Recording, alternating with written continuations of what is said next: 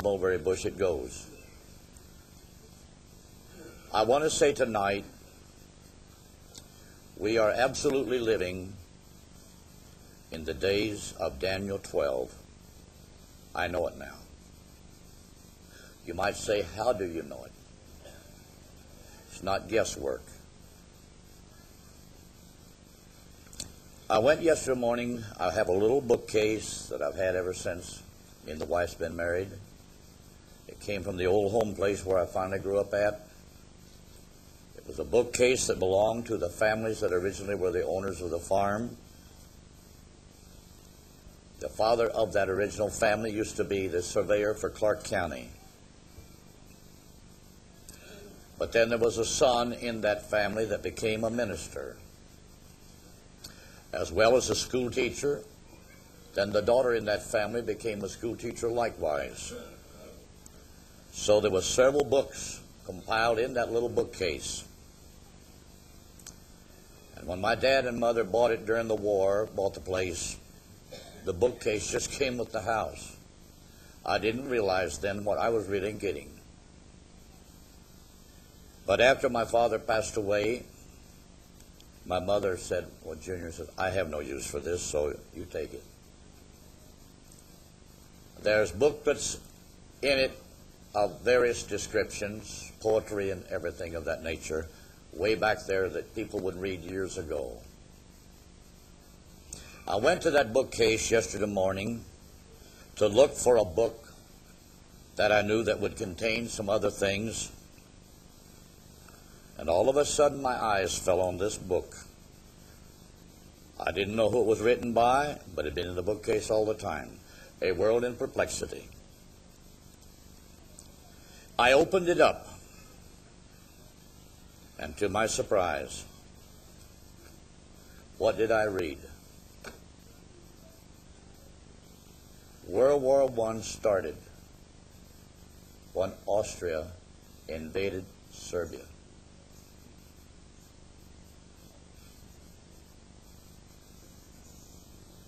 I thought to myself, is this a coincidence? But I went ahead and read. Then I remembered that years ago another book was given to me. And it's titled, The Vatican's Holocaust. About a year before the Germans entered into the war, the Vaticans had a plan, and that was to purge Yugoslavia of traitors to the faith. The Croatians, most of them was staunch Catholics, Roman. But the Serbians, they were Greek Orthodox. But the Albanians and those were Muslims. There had always been conflicts between these factions of people. As I read further in here, I found out that World War I was ended, and the Vatican had her finger stuck in the whole settlement. The part that's called Yugoslavia, it was decided to turn it over to more or less like a federation of states, them little small places that made up the whole of Yugoslavia. After the World War I era, once again, these factions, they just fell to squabbling. Then as we come near then the World War II era, I remember there was a film made about Mussolini a few years ago. I saw it on television one time. It shows where Mussolini was going into Ethiopia. He had success. He didn't know what was going to follow a few months later. He had victory. So at the instigation of the Vatican, now the film didn't show this, but we'll know this. Something inspired him. He wanted to go east into Yugoslavia. It was when he got into the east, into Yugoslavia, and things began to get bogged down, The Catholic Church sent her militia in there, and they were killing the Serbs by the thousands. The pictures is right in here. The man, he investigated all this information. In fact, as he printed the book, and he made it known, brothers and sisters, the day that he would have it on display. The Catholic Church fought him for everything. It's printed by the Ozark Books, Springfield, Missouri. It would actually make you shudder to think that a religious system like the Catholic Church could be as bloodthirsty as they have been. Also, it was in the year of 1939 then that Germany crossed the border into Austria. As she took over Austria, this put Germany right in line, so she puts automatically garrison troops in Serbia. This cleansing, this called ethnic cleansing, went on for several months with the Germans, even some of the Italian troops there.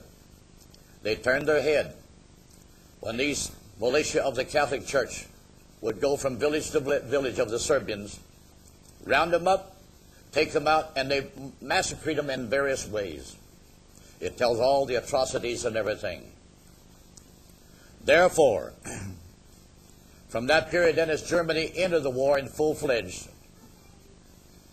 when we get done, it leaves Serbia, Kosovo, Albania, to be overrun by the communist takeover that took over all the Baltic areas east of the, we will say, the Iron Curtain. When the Iron Curtain fell on all that part of Europe and Asia, Central Asia, communication was cut off. The point is this, brothers and sisters. It is now not a coincidence. Why is in the third episode again? Right back with Serbia. Now I'm going to, before I read anything from the books, I want to point to you something on the map. If I can point to the country of Germany right here, right there it is. Right there is Austria. Austria lays next then to where Yugoslavia picks up. And all that down to there is little bitty states. In the World War I era, the world was divided much in the commercial trade way by two major powers, Germany and Great Britain. Great Britain was the major power of the world. She had a maritime fleet that outsurpassed any other maritime fleet in the world. Here's the British Isles. When World War I started, Britain was in control of the Mediterranean Sea all the way through. She was also in control of the Suez Canal. Because of her maritime fleet, she had access to the Far East trade routes, to India, anywhere in here.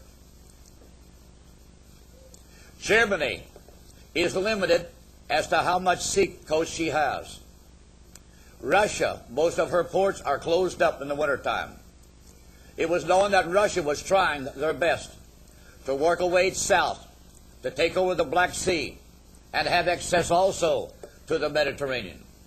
That would be the only way they could enlarge some of their trade and exporting stuff. But as they had the Bolshevik Revolution and went under communism, it tells right there in the book, they said at that time it looked like Russia had gone crazy, in which I have to say it's now that evident they did go crazy. They thought when they was confiscating the lands, the homes, the farms, the properties and things, turning everything over then to, we will say, a communistic state, to a certain element of people who was alive at the time, they thought there was a utopia coming. But little did they realize They would only be paid so much for whatever their type of work, we will say, was classified at. But it's a fact, brothers and sisters, after communism was in effect for at least 50 years, the newer generations began to be discouraged because it became evident there was no way anybody growing up under communism could ever better himself in his way of life. If you invented anything, it belonged to the state. You didn't get a dime out of it. It came on, brothers and sisters, until just right before the Iron Curtain fell. It became very evident among especially the farm families that had to take care of these corporate farms. It became known. Russia thought this type of an ideology would lift them into a standard of living far above the rest of the world. But it became known also. They never thought, brothers and sisters, that they needed to improve anything in the way of storage, transportation, or anything. In those first 2 or 3 years, just before everything collapsed, I've read different articles in different agricultural magazines. The grain elevators that had been already in use for many years, their grain elevators, their storage capacity was becoming, we will say, unable, out of condition, to be able to store large amounts of grain. And therefore, in harvest time, when they would have abundance of harvest, they managed to harvest it with their combines. And they would bring it into the area of these elevators, no storage capacity to take it in. They dumped it right out there in the open ground, covered some of it with plastic. Others, it was dumped into open box-type cars. And there was a group of American farmers got a chance to take a trip there. And they said, as they was taken into the agricultural area to watch, to supervise, all along the railroad tracks, wherever these grain cars was transported from place to place, was rows of sprouting grain. And it described these rows of sprouting grain, that if they would go, say, we will say from 50 to 100 miles, you'd have many bushels that have seeped out, and they're sprouting and growing. It all adds up to this, brothers and sisters. Everybody was under communism. Look to the state for the handout. Look to the state for the paycheck. Look to the state for this. Look to the state for that. Everybody lost interest in doing any more than they had to. Everybody was going to college, but nobody was learning how to invent anything, to succeed, to establish something other for himself. And that's why, brothers and sisters, in 1964, I believe it was, when Khrushchev was in the cornfield of Iowa, as he looked the situation over, he made the brag. He says, "One day we will bury you." But the man saw something from America. He went back to Moscow, and he told the governmental officials, he says, "We will never succeed by just merely doing things in the agricultural way as we're doing."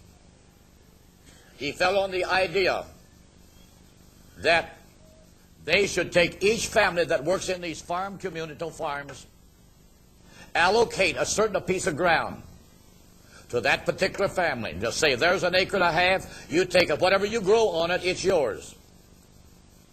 Little did they realize these families began to do just that.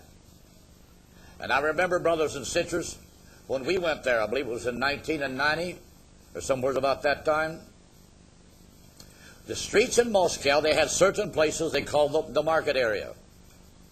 These families was bringing in watermelon, cantaloupe, all kinds of farm vegetables raised on them allocated acreage that was finally advised. They was having vegetables to sell. And brothers and sisters, you could see the Moscow people was enjoying being able to buy these fresh vegetables without having to go right straight to the stores and do so. I just only tell that, brothers and sisters, to try to bring in this point. Since the Iron Curtain fell, since the government of communism completely collapsed, They've been trying their best, brothers and sisters, to bring everything back under to, we will say, a capitalistic system, free trade, but they're not succeeding. They're poor. I heard a man not too long ago on a tape. He says the Russian soldier, many of them are 2 and 3 months behind pay. He said it is nothing to go into some of the towns throughout Russia. And he says at an intersection where a stoplight will get you. He says these soldiers will stand there begging for alms. He says they know if they go back to the base they will just get some skimpy grub. But if they can just get a few alms of coins and things, at least they can go into a confectionery and get some hot dogs, coffee, or something like that, which they don't get very often. Also, I see it all once in a while on the news programs where certain schools, the teachers haven't been paid for a long time. Well, all of that adds up to one thing, brothers and sisters. After 80 years of communism, it is not a paying thing. Now, this book right here tells us, the writer, there's been college presidents, professors of different walks of American life at that time, wrote their comments and their ideas as they viewed the war. I'm just saying this tonight to let you know it is not by chance that World War III is starting again, right in the same spot. Now, when I say World War III, understand what I mean. World War III will be Armageddon. How many understand that? Armageddon. It's fought at the end of Daniel's 70th week. It's a conflict with the whole world involved. The East and the West. Have you noticed what the United States and this president's been doing in the past few months? He's got China on his mind. It's not a coincidence that that man has maneuvered things behind the American back, behind the Congress and Senate. It's a known fact. He has sold out some of our technology to China, who will in turn put so many $1 million in the re-election program of the Democratic Party because he wants to get the Democratic Party and keep it in power. You know, as this past year, 2 years ago, they discovered that these fellows that came from the Orient putting in these so many hundreds of thousands of dollars. It's also now then known the Far East is in a race with each other. Who can build a ballistic missile that will outrun the other? I think it was day before yesterday, India tested one and told that she would be able to deliver a warhead to such and such a spot. You know what the Bible says? Something woke up the kings of the East. And brothers and sisters, all of the East today is wanting in on the Western world's technology of communications, warfare, and everything else. This is not just idle talk. We have to begin to realize, if we're approaching the end of time, there's got to be a spirit that works on politicians, world leaders, that will participate, giving over to that eastern realm of the world the technology that they need. God will see to that. We can say this: well, looks like world leaders ought to have more sense. We've got them today that ain't got no sense. They think they're going to build a bridge to the 21st century. They don't realize they're building it out of matchsticks. Now, that's the truth. But let me read here tonight, and I'm not going to read to you a whole lot, but I just want you to read what this author of this book says. The wild onrush of events in a world at war, the sudden and startling change in finance, in commerce, in industry, the quick movement of armies and of navies by which the hopes and ambitions of 2 generations are gratified. The dazed perplexity of the world's most trusted leaders, all of these are characteristic of the days through which we are living. This is Nicholas Murray, president of the Columbia University. Here's what he says. The world is in perplexity. To all the sufferings incident to human experience in normal times has been added by the most terrible of all wars. Distress of nations with perplexity. See, he will go in and pick up a section of Matthew 24. Austria's declaration of war upon Serbia, the 28th day of July, 1914, seemed a small event in this world of many and widely scattered nations, each bent upon the pursuit of its own interest.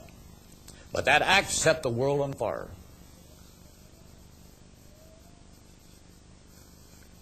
Seemed to be a small thing. What did they do it for? Now he picks up the year 1918 when the war comes to an end. The year 1918 opened with 23 nations at war.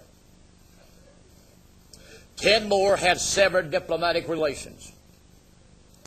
The population of these nations is 1,500 million. More than 7/8 of the human race. Engulfed in war, nation after nation has been swept by the terrible tide of destruction. Neither hemisphere has escaped. Armies march in Europe, Asia, Africa. No seas are without their mines, their battleships, and the submarines. All skies are specked with armored craft. The 4th year of the war found 50 million men under arms. Notwithstanding the loss of 30 million by death, wounds, as well as to be captured and starved. During the first 3 years of the conflict, and while this appalling wastage of manpower has been going on, the money loss has likewise been enormous. Conservative estimates place the cost of the war for the first 3.5 years at this would seem very small figures to what the United States spends today. $125 billion. These figures stagger the human mind. Well, it don't do that much today the way they spend it. There are fewer than 1 billion minutes in 1900 years. The expenditure of $1 billion for this war represents $1 for every minute that has passed since the birth of Christ. And he comes right on down the line and brings that out. Now then, we got this map up here. There was one major thing that seemed to set this off, which seemed to be small, incidental.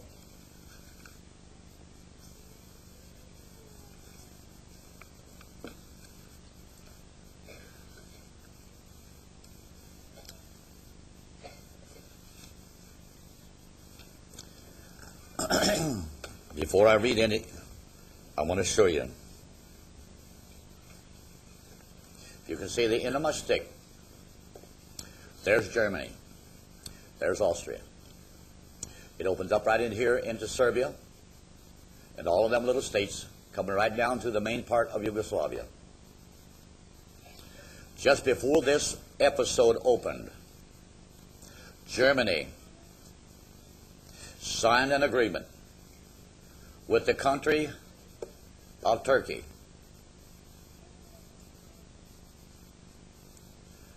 And Germany was going to build a big railroad all the way through here,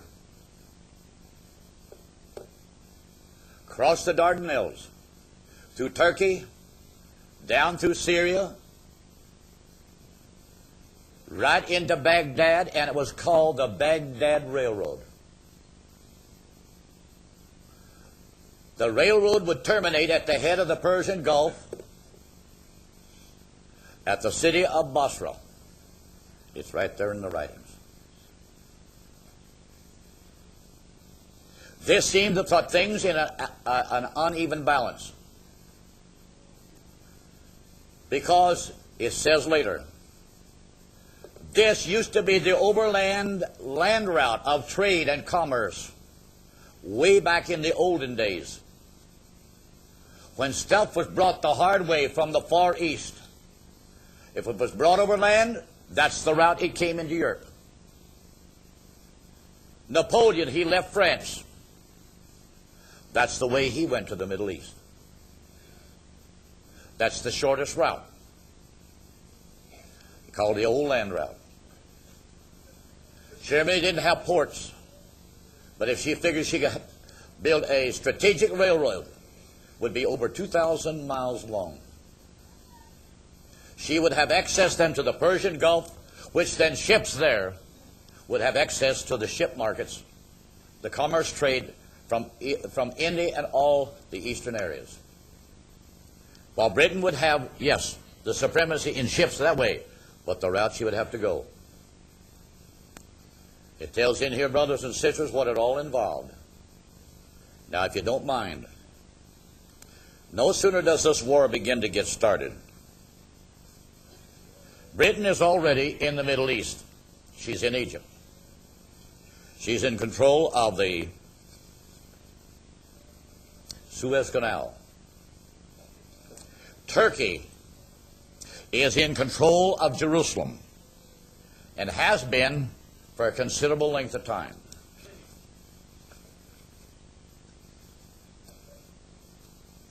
Britain knows, in order for her to be successful in her maneuverings, she will have to come in and boost the Turks out. There was a Muslim prophet that prophesied. I remember hearing Brother Branham mention about it. He says, when General Allenby enters Jerusalem and the waters of the Nile flow in the streets of Jerusalem, we Turks will know it is time to leave. This book's got the picture. British troops on the march, moving towards Jerusalem. If I can find a page, it shows General Allenby coming through the Damascus gate on horseback. The reason was in that prophecy, and the waters of the Nile flow through the streets of Jerusalem. When General Allenby left the country of Egypt heading that way, it shows here how they've got the wagon wheels fixed to follow the seacoast part of the way, then cross the desert in the sand, so the wagons won't sink down. They haul water in water wagons all the way from the Nile that followed the British troops to the streets of Jerusalem. And as the water wagons set in the streets of Jerusalem, drip, drip, drip, drip, drip. You know, brothers and sisters, some of these things may seem small and insignificant, but it's very strange how God will allow somebody to say something somewhere that sounds like it's so impossible for such a statement to be said, and yet when something is fulfilled, it seems to be so practical. I got the picture here somewhere, but I won't take time to turn to it now. But I do want to turn back here and read to you what was said concerning the onset of this war. In the quotations given in the preceding pages, frequent mention is made of the Baghdad Railway. And the inference is plainly given that this enterprise is one of the prominent factors or causes of this conflict between the nations. It is worthwhile to give this project careful study. Dr. Jastrow Jr., who has devoted years to archaeological work in Asiatic Turkey, has published an excellent book entitled The War and the Baghdad Railway. In his preface he says, the purpose of this volume is to elucidate an aspect of the war which was the most significant single factor contributing to the outbreak of the long foreseen war of 1914, and will form one of the most momentous problems when the time for the peace negotiations to arrive. Ever since the announcement was made towards the close of the year 1899 that the Turkish government had conceded to a German syndicate the privilege of building a railway to connect Constantinople with Baghdad through a transverse route across Asia Minor, the Baghdad Railway has been the core of the Eastern question. In the body of the volume, page 28, we read, in our own days we are witnessing what promised to be the reopening of the old historic highway, the bridge uniting Europe to Asia, to Western control, through the project of a great railway stretching along a distance of nearly 2,000 miles from a point opposite Constantinople to Baghdad and then to Basra. That's the head city of the Persian Gulf. That project, which was well underway at the time of the outbreak of the war, is thus marked through its historical background as one of the most momentous enterprises of our age. More momentous because of the issue involved than the opening up of the two other world highways, the Suez and the Panama Canal. I could go on and read. But to think, even back then, 30 million people were killed, imprisoned, starved, wounded, left maimed for life. If we had the total picture of what World War II would do, we'd probably really see something other. Now then, 22 nations was in that. Take a look tonight. The same nations that started World War I was the absolutely nations that was involved in the starting point in World War II. Are we going to be naive and just set aside and say, oh, this is nothing to this? Why does it always have to be the same place? Dealing with the same people. The issues at the time are different. But the point of it is, it's always at the same place. We can't say that's coincidental. There's got to be a reason for it. Now, I'm not going to read no more, because when I finish up this message, which I pray to do Sunday, a time of trouble, try to look at it this way. You wouldn't think that no larger than Serbia is, and no larger than her army is,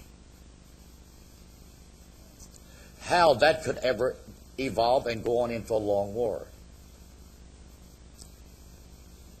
My brothers and sisters, I have to look at it in this manner. If for some reason this conflict is a beginning of eventuality, the whole world becoming involved in some kind of a turmoil, here or there, I feel like sometime or other, something's got to hit the United Nations body and blow it all to pieces. Preachers have preached that as being the beast for so many years now. And you know and I know, New York City is not the capital of the beast of Revelation 13. But we can say this, look who's involved in this conflict. It is not the United Nations. Yes, they've got some observers over there. Who's involved in this? NATO. Every nation, originally that is basically a part of the old Roman head, Europe itself. But then it goes on in and picks up Greece. When we read the beast in Revelation 13, the body of it, we know where the 10 horns are at. That's Europe. But what about the body? That's the territories of the old Grecian Empire. And that's exactly when you go into Serbia. You're starting into that area, brothers and sisters, that used to be part of old Alexander the Great's empire. It also says in here, Alexander the Great traveled this road. Well, those things, brothers and sisters, is not just something that happens by chance. With that in mind, when we come to World War II, again, who starts it? It started with the same countries. The issue at the time is a little different. But the territory, the beginning point, is still right in the same area. So I have to say, that's not coincidental. That's something God has planned. And we can say this, brothers and sisters, NATO is the military power of the European beast that will continue right straight on through the week of Daniel. And that's absolutely going to be the beast power that's going to try to deny the coming of the Lord as we see it. Yes, she's going to fight in the battle of Armageddon, when the Orientals will come by the millions, and God will gather them into the place of Armageddon, the valley of Megiddo. What a conflict. What a war. Needlessly fought, but yet, nevertheless, God's wrath must be executed. And he says, and the blood will flow to the bridle of the horse. Yes, it so happens there's got to be a winner of it all.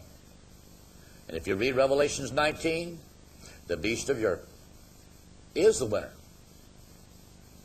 The very fact that she's the one standing in the place with the false prophet ready to make war against him that sits on the white horse, that tells you who's the winner of Armageddon. And the kings of the earth. So we can say, she's the superpower of that hour. Not a thing said about the United Nations. It's also in Newsweek. This coming month marks the 50th birthday of NATO. Clinton was planning some big shindigs. General Motors, Chrysler Products was going to provide the automobiles to haul all these dignitaries around during all these 3 days of celebration of the existence of NATO. Of course, all that was planned before this conflict arose. But brothers and sisters, I can't help but believe if the next war, which was World War II, this time when this war got in full swing, it was not limited to just Europe alone. It swung flow around the world and has involved in all the major peoples of the Orient. If the Japanese people, who are the first ones, rose to, we will say, military power in the Orient, if they had not been conquered, we could say probably Japan would have led the Orients to Armageddon under the rising sun flag, because she was already in China. She was already in Burma. She had the Malaysian Peninsula, come down into New Guinea, all the isles of the South Pacific. She had really stepped big. But it just goes to show, brothers and sisters, it was not to be the little country of Japan. But yet, the Chinese have been asleep for centuries. But now then she's coming wide awake. She's begging for technology. I think it was last week, one of her emissaries was over here trying to work out some kind of a trade deal, trying, we will say, lower some of the barriers, see if they can get some of our technology on things like polluted air and such like. All of it will add up to this. By the time the great Armageddon war is to be fought, China will have something that she will think that she is capable of fighting her way through. And with the numbers of people there is, I remember back in the 30s, and I was just a small boy then, I heard it said, it was an old saying then. I think it was originally said by a missionary. To use it as an illustration. The birth of the Chinese people is such a tremendous birth rate that if you was to line them up and start shooting them down with a machine gun, and if there was 4 abreast, the line would never end. They'd just keep coming. Well, they put in birth control. They've limited their families to 1 and 2 children. And if they go beyond that, brothers and sisters, they are cut completely out then. We will say the standard of living, the paycheck and everything from the government. And most of the time, the woman is taken and the child is aborted. I have to say that is a sad thing. And I see where they've given this Jack Kevorkian or whatever it is, a life sentence of 10 to, 20-some years. They ought to do the same thing to some of these doctors that wants to abort every child. Any doctor that will go and abort and kill a baby, there ain't nothing to him. I realize, brothers and sisters, there's times when a mother's health is far more important. And I have to say, that better be done by a doctor that's got some brains. Somebody that can absolutely see and determine what the state of the mother is. But you can see all of this stuff we got going on today. It is the devil's way to disrupt this nation, turn it upside down, and get things going chaos. Now, let me read you something other here. In case you would doubt what I'm reading, and you want to take a look,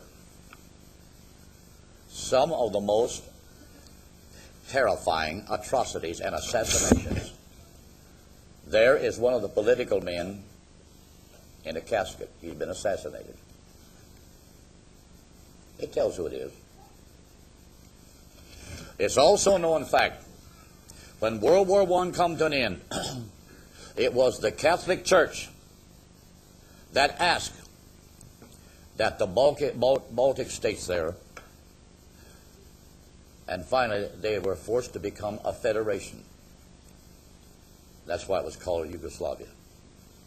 But it has not always existed under, we will say, a concrete federation. Only when communism finally came in and succeeded in Berlin, then communism swung over the whole part of the world and locked it all up. The Serbs, the Croatians, and these others, they stopped their fighting. Because communism would not tolerate nor allow it.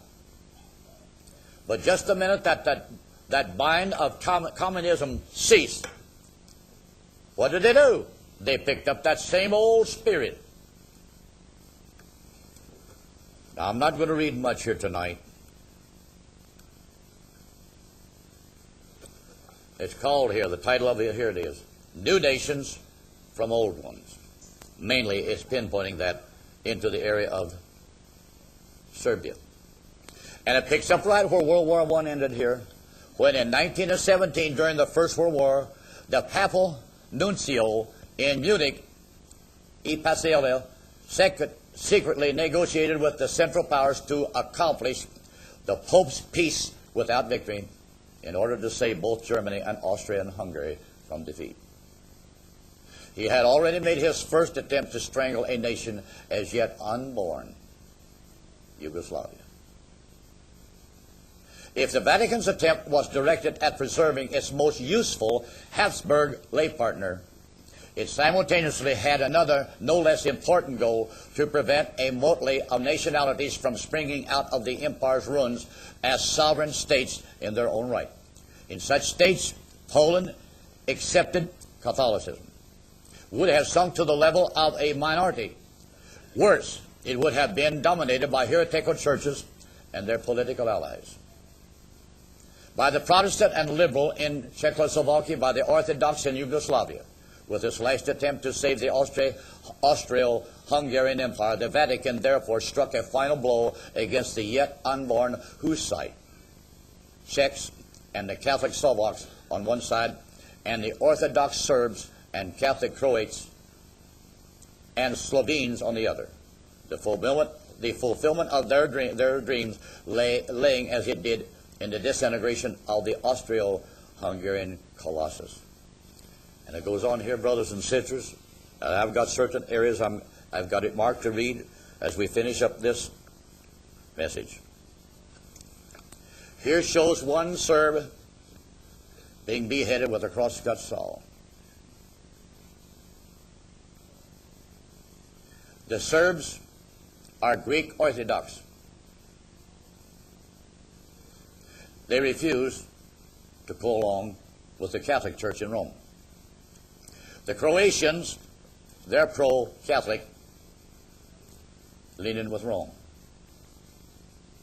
And the other is Muslims. So it's been a conflict between the Greek Orthodox, the Roman Catholics, and the Muslims. Some of these pictures are really gruesome. Now, right here is a picture of German army officers in Serbia in one of the events. They watched the whole thing go on.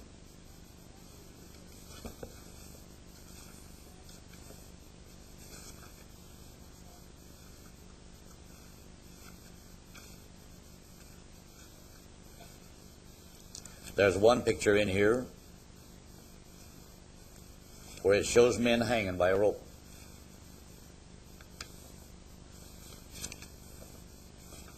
It's so ghastly looking. Right here is a picture where people have been shot. They're laying on the ground, and some of the troops are just walking through there.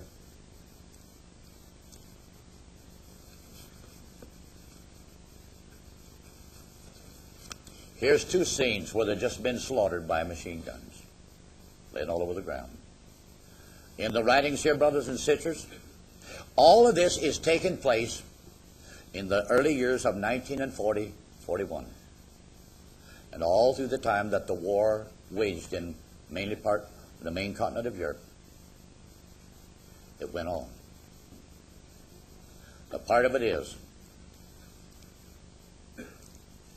it was going on secretly, undetected, unreported,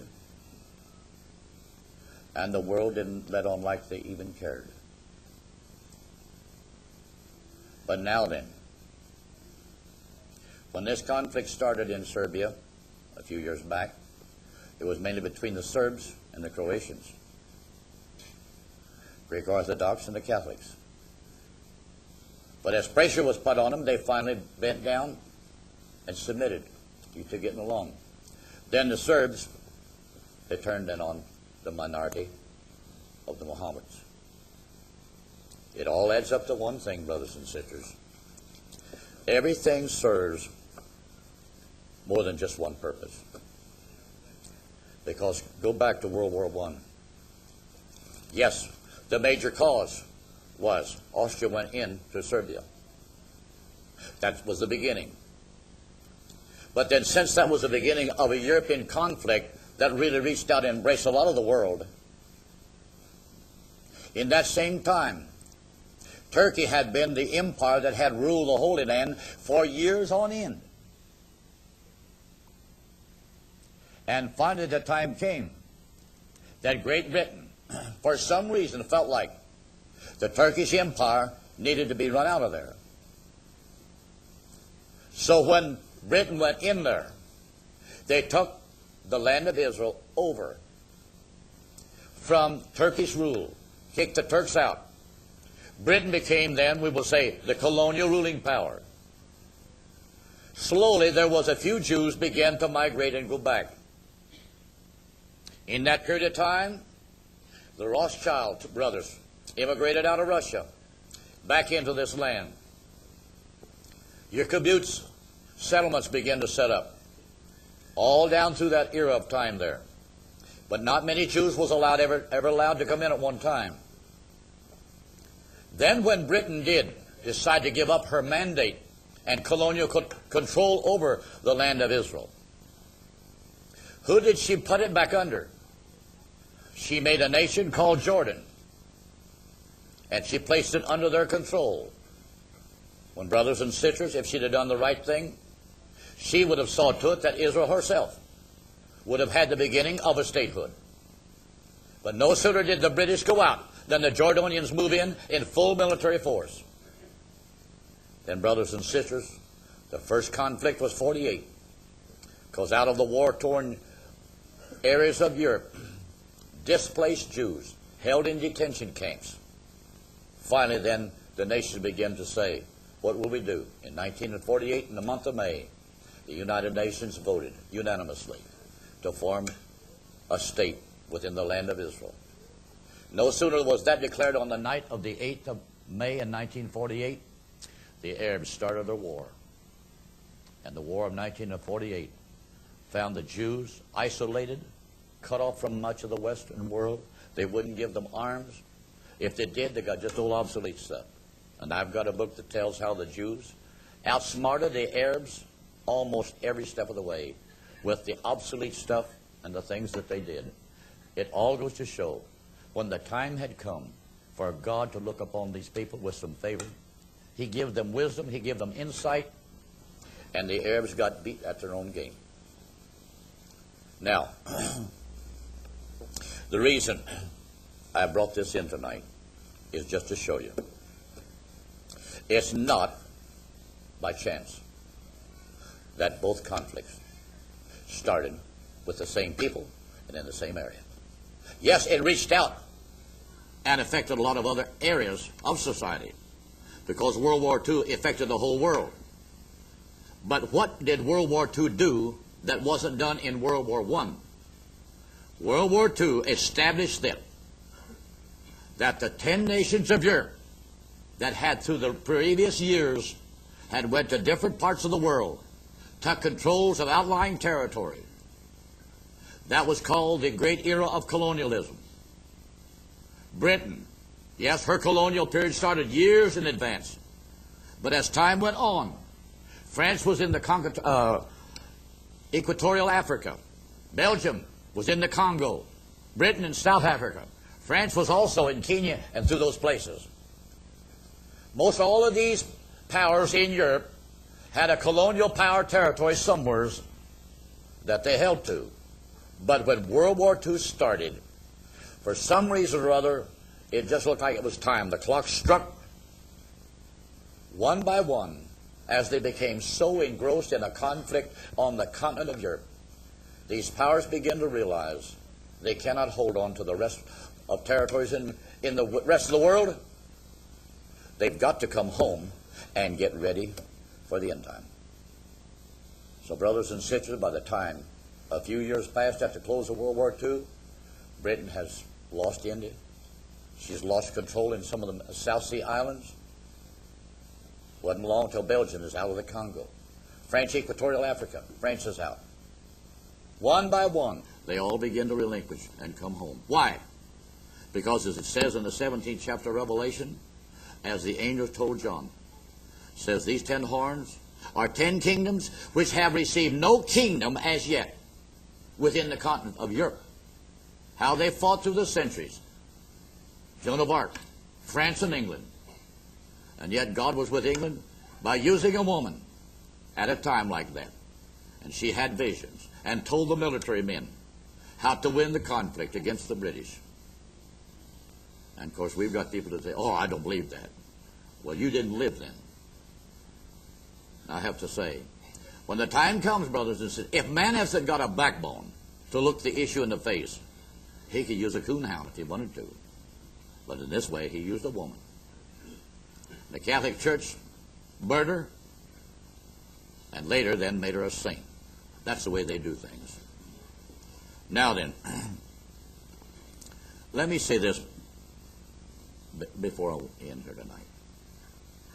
World War II did something among the Eastern nations. It brought them into a time factor. They were woke up, you might say, out of many centuries of primitive existing. They had shut the rest of the world out. The Oriental people were proud people. They didn't think nobody was as good as they were, especially the Japs.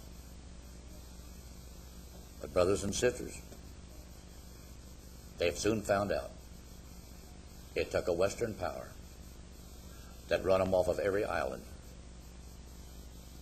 And when they thought they would take Midway, they realized they lost some of the peak of their Navy. And I'll never forget, up on the hill where I lived, there was a family moved in behind us there. When the draft came along, the boy himself, he didn't want to be in the Army, so he went and joined the Navy. And they sent him right immediately to California. He was in the Navy out there in the training.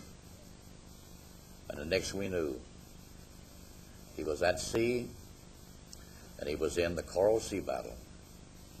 That was the second time the Japanese brought their Navy out to try to deal with the American Navy. They lost some of their prize ships. We lost some too. And this boy, he lost his life on one of them ships. The Coral Sea Battle ended. The Japs bringing their Navy out until the Battle of Leyte. And that's when George Bush got shut down and picked up out of the water. The Battle of Leyte Gulf, that's the last time the Japs would bring their Navy out. What she had left when that war was over, she took back to Japan, and she hid it along the beaches under big camouflage coverage because she knew she was licked. And brothers and sisters, it's been the United States that's come and brought ingenuity. I heard some people talk one time, and then I will close. Before World War II, we set up assembly planes. Ford Motor Company had assembly planes. We cast the product here, the parts.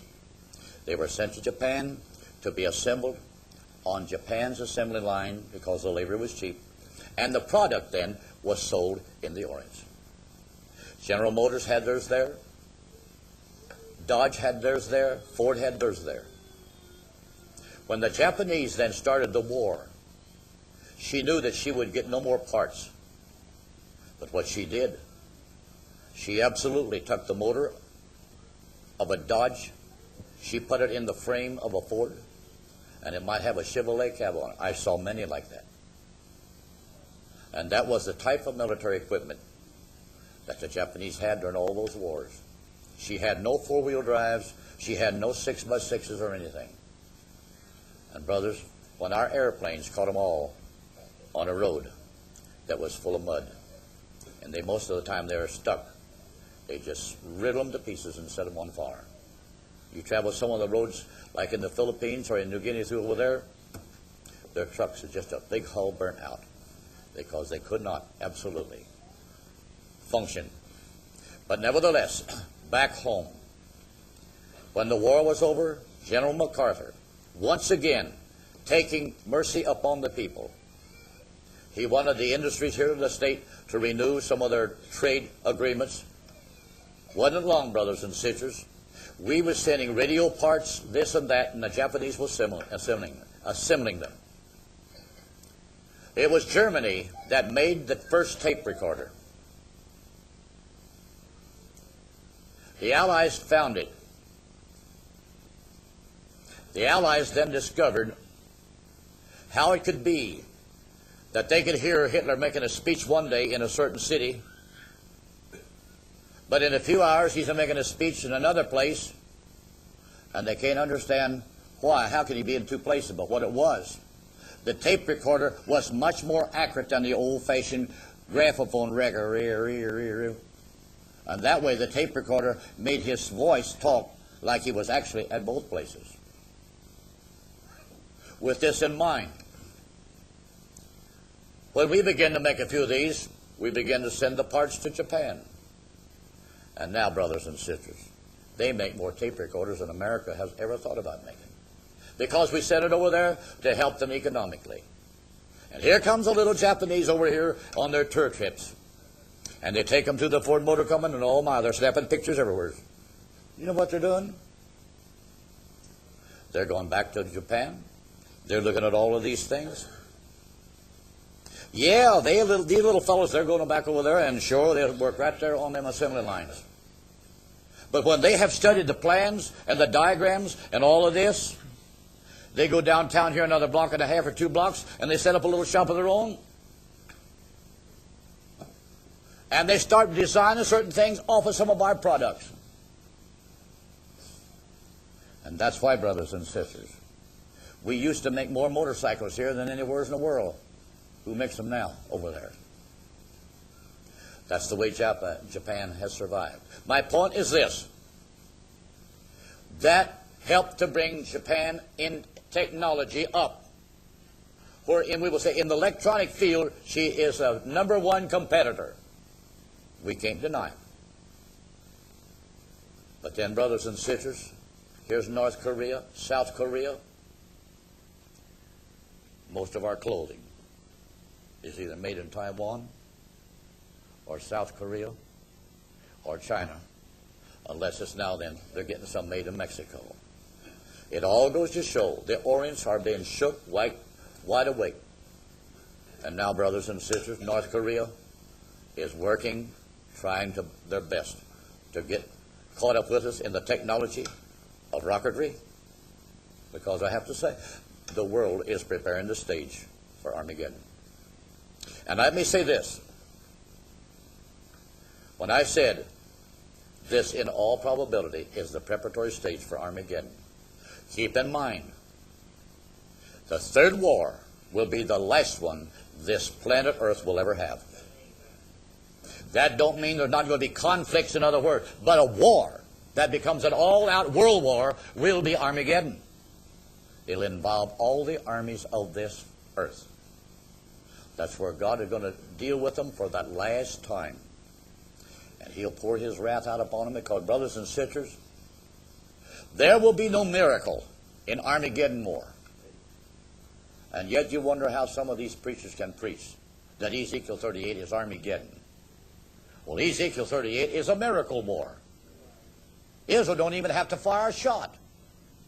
In fact, when you read it, brothers and sisters, you can almost see everybody in Israel. It's in the nighttime, they're sound asleep. And this great big armada of stuff comes rolling in on them.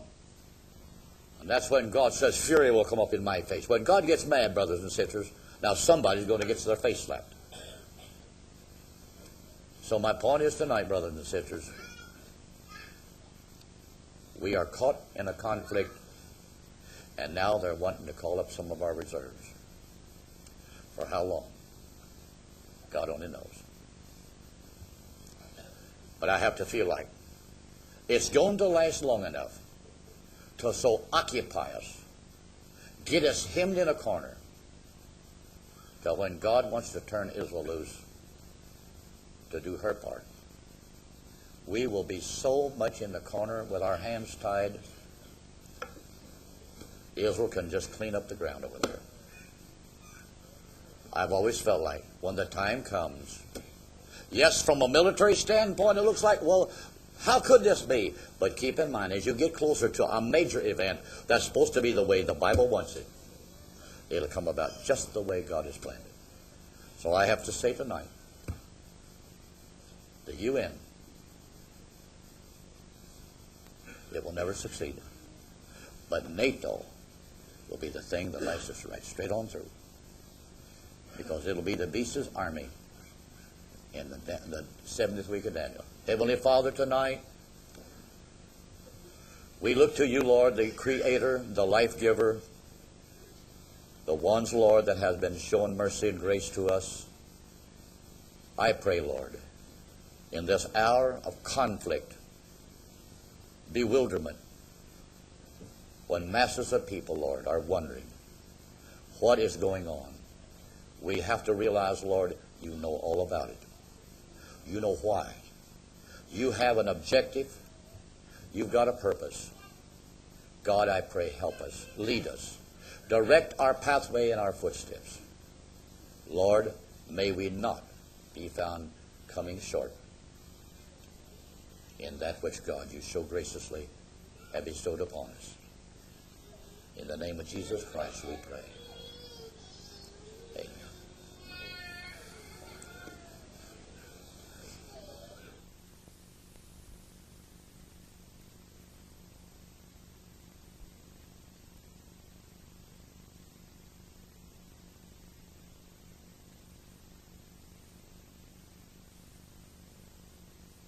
Through this pilgrim land there is a friend who walks with me, leads me safely through the sinking sand. It is the Christ of Calvary. This would be my prayer, dear Lord, each day to help me do the best I can. For I need thy light to guide me day and night. Blessed Jesus, hold my hand. Oh, Jesus, hold my hand. I need thee every hour. Through this pilgrim land, protect me by thy saving power. Hear thy feeble plea. Oh, Lord, look down on me. When I kneel in prayer, I know I'll meet you there. Blessed Jesus, hold my hand. Let me travel in the light divine, that I may see thy blessed way. Keep me that I may be holy thine, and sing redemption songs someday. I will be a soldier brave and true, never firmly take a stand.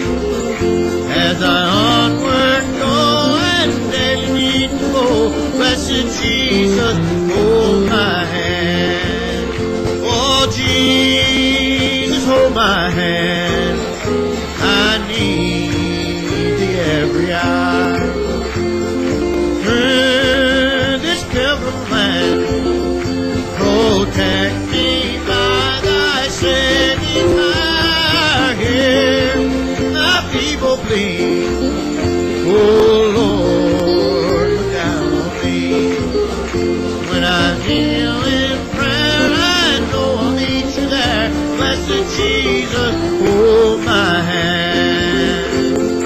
When I travel through the valley dim toward the setting of the sun, lead me safely to a land of rest, by the crown of life have won. I have put my faith in thee, dear Lord, I may reach the golden strand.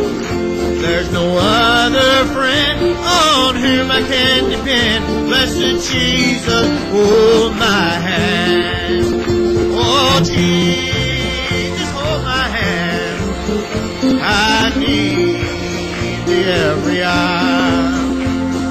Through this pilgrim land, protect me by thy saving power. Hear my feeble plea. Oh, Lord, look down on me. When I kneel in prayer, I know I'll meet you there. Blessed Jesus, hold my hand. Oh, Jesus, hold my hand. I need thee every hour. Through this pilgrim land, protect me by thy saving power. Hear my feeble plea. Oh, Lord, look down on me. When I kneel in prayer, I know I'll meet you there. Blessed Jesus, hold my hand. Let me travel in the light divine, that I may see thy blessed way.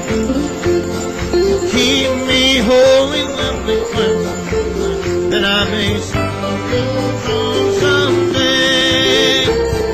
I will be a soldier brave and true, and ever firmly take a stand. As I onward go and daily meet the foe, blessed Jesus, hold my hand. Oh, Jesus, hold my hand. I need thee every hour. Through this pilgrim land, protect me